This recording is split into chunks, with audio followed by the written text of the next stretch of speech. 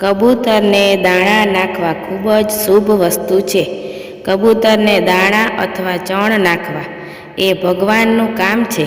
ઘણા લોકો પોતાના ધાબા ઉપર કબૂતરને ચણ ઘણીવાર આપણે આપણા જીવનમાં સુખ સમૃદ્ધિ અને ખુશીઓ લાવવા માટે અનેક પ્રકારના જ્યોતિષશાસ્ત્રના ઉપાયો કરીએ છીએ.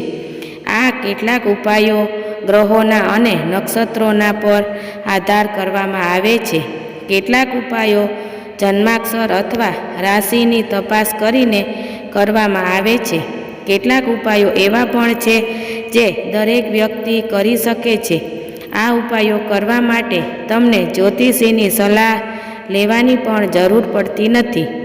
આવો એક અસરકારક ઉપાય કબૂતરને દાણા ખવડાવવાનો છે. માતા લક્ષ્મીને ખુશ કરવા પક્ષીઓને નાખો દાણા.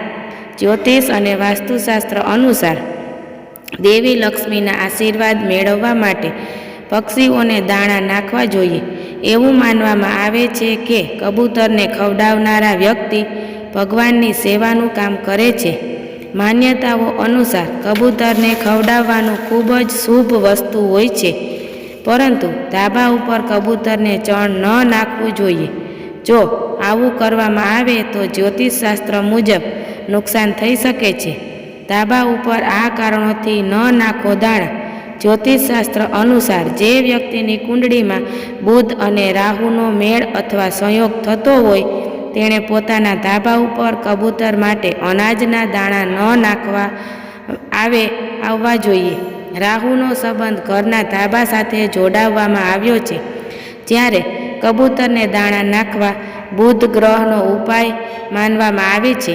જ્યોતિષશાસ્ત્રમાં કહેવાયું છે કે આ સ્થાન પર બુધ અને રાહુનો મેળ અથવા સંયોગ થતો હોય તો વ્યક્તિની માનસિક સ્થિતિ અશાંત થઈ જાય છે. ધાબું ગંદુ થતાં રાહુ થાય છે. દૂષિત કબૂતરને ધાબા ઉપર દાણા ન નાખવાનું કારણ એ પણ છે કે કબૂતર અનાજ ખાતી વખતે ધાબાને ગંદુ કરી દે છે. રાહુનો સંબંધ ધાબા સાથે હોવાથી રાહુ દૂષિત થાય છે.